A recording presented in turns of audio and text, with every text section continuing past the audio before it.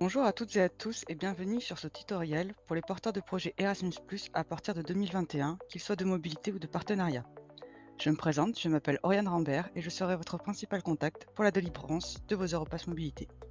Nous sommes sur la page d'accueil du site europassmobilité.fr qui est le site dédié pour la délivrance des Europass Mobilité. Si vous avez cliqué sur ce tutoriel, vous verrez que juste en dessous, vous avez également un lien vers un guide pour l'ensemble des types de projets, qu'ils soient Erasmus ou non, qu'ils soient antérieurs ou postérieurs à 2021, avec les différentes étapes pour la création d'un projet Europass Mobilité. Ceci étant dit, nous allons commencer notre parcours avec la première étape et la création d'un compte en cliquant sur l'un des blocs ici. Donc pour vous créer un compte, rien de plus simple, vous entrez votre mail, votre nom, votre prénom et créez le compte. Donc vous allez recevoir par mail une notification ainsi qu'un mot de passe. Donc vous n'aurez plus qu'à revenir sur la page de connexion, à mettre donc votre adresse mail, le mot de passe qui vous a été transmis, et vous connecter. Quand vous serez connecté, vous arriverez sur cette page qui vous demandera d'accepter les conditions générales d'utilisation de l'Europass Mobilité. Vous pouvez continuer donc. Et à partir de là, vous pourrez renseigner le nom de votre organisme, votre code postal, la ville, et donc créer un nouvel organisme. Donc ça, c'était la première étape. Ensuite, une fois que vous allez vous reconnecter sur votre compte, vous allez arriver ici, donc, avec toutes les informations que vous avez renseignées jusque-là. Donc la fiche de votre organisme, avec le nom de l'organisme, son adresse, son code postal, le pays et une petite description. Dans les contacts du projet, donc, par défaut, le contact principal sera la personne qui a créé le projet, donc qui avait mis son nom et son prénom et son adresse mail lors de la création du projet. Donc ce sera le contact principal, ce sera la personne qui va gérer le projet et qui va créer les Europass Mobilité.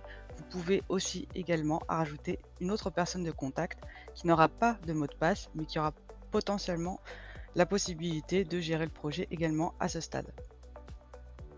Nous allons donc créer un nouveau projet en cliquant ici. Vous tombez sur ce formulaire à remplir. Donc l'année sera forcément 2022 car nous créons le projet Europass Mobilité en 2022, même si votre projet Erasmus+ est de 2021. Le code projet est généré automatiquement par notre site, donc là aussi, vous ne pourrez pas le modifier. Ensuite, dans le menu déroulant, vous trouverez les différents types de financement les plus utilisés. Pour les projets Erasmus+, à partir de 2021, nous avons rajouté Mobilité Erasmus+ 21-27, Partenariat Erasmus+ 21-27. Pour l'ancienne programmation, donc 2014-2020, vous avez Partenariat Erasmus+. Et pour rappel, les projets de mobilité 2014-2020 se passent sur Penelope Plus et Mobility Tool. Ici, nous allons faire Mobilité Erasmus+ 21-27. La durée et les objectifs du projet sont à compléter en fonction de votre projet Erasmus. Concernant la description du projet, merci de nous mettre impérativement le numéro de projet Erasmus+. Donc si c'est un K1 ou un KE2, voici ce que vous devez mettre. Bien sûr, le code est à mettre en entier et vous pouvez rajouter, si vous le voulez, quelques lignes descriptives, mais il nous faut impérativement le numéro de projet. Pensez à bien enregistrer votre projet avant de nous le soumettre. Donc une fois que votre projet a été soumis, voici l'écran que vous devez avoir. À tout moment, vous pouvez annuler la soumission de votre projet tant que nous ne l'avons pas validé si vous pensez avoir oublié quelque chose. Nous recevons une notification. Si votre demande est complète, nous la validons. Donc une fois que nous avons validé le projet, vous recevez un mail de notification et quand vous retournez sur votre compte, voici l'écran que vous devez avoir en cliquant sur votre projet. Il a bien été validé et vous avez des onglets supplémentaires qui se sont ajoutés. Pensez à la liste des contacts. Ce sont les personnes de contact du projet, des Europass Mobilité, mais ces personnes ne pourront pas créer les Europass Mobilité. Seul le mail qui a créé le projet pourra créer les Europass Mobilité. Ensuite, dans la liste des établissements d'envoi, donc forcément, c'est moi qui ai fait le projet, c'est mon établissement. Donc ça, ce sont tous les établissements dans lesquels vos participants vont devoir se rendre lors de la mobilité. Donc nous allons en créer un nouveau, donc organisme. Nous allons faire partir notre personne dans cet établissement.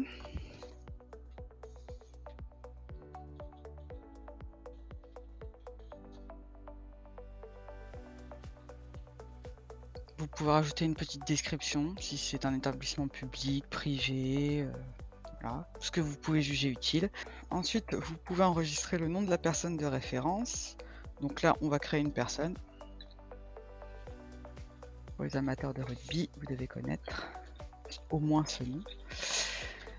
Donc la fonction va être le tuteur de stage. Donc là, on peut enregistrer les modifications. Vous avez un nouvel organisme enregistré. Après cela, donc, nous allons créer un Europass mobilité. Donc, nous allons ici et nous allons renseigner donc les éléments. Donc là, c'est une mademoiselle.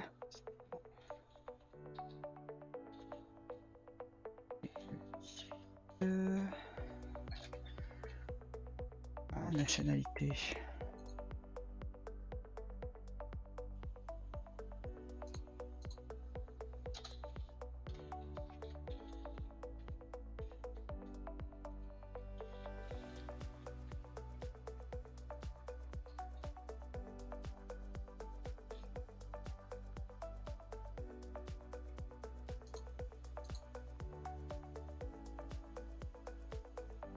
Donc l'organisme d'envoi est effectivement, comme vous l'avez pu le remarquer, ça met automatiquement le nôtre, pardon. Donc une fois que vous avez renseigné les informations sur l'organisme d'envoi, donc vous, moi je me suis mis en tant que référent mobilité, mais bien sûr chacun a un rôle, une fonction différente. Pour l'organisme d'accueil, donc l'organisme d'accueil, ce sont les organismes que j'ai renseignés précédemment. Donc vu que j'en ai renseigné qu'un seul, il n'y a que celui-là qui apparaît. Et hop, ça me génère automatiquement les informations que j'ai pu mettre. Donc ce sera bien le tuteur de stage. La langue travaillée. Alors, bien sûr, c'est pas l'irlandais, ça sera plutôt l'anglais qui va être appris. L'Europass mobilité va être généré en français et en anglais. Nous allons mettre une durée de 3 mois tout pile. Bien sûr, si vous voulez qu'un portfolio vous soit envoyé par la suite, n'hésitez pas à mettre oui. Donc un portfolio, qu'est-ce que c'est? C'est une pochette cartonnée Europass qui fait un peu plus officiel et qui permet de mieux conserver le document. Alors ici, vous avez l'exemple concret de la pochette, donc avec l'avant de la pochette ici et ici l'arrière.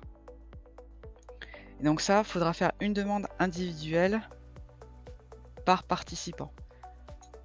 Donc là, je fais valider la demande. Donc ça prend un petit temps.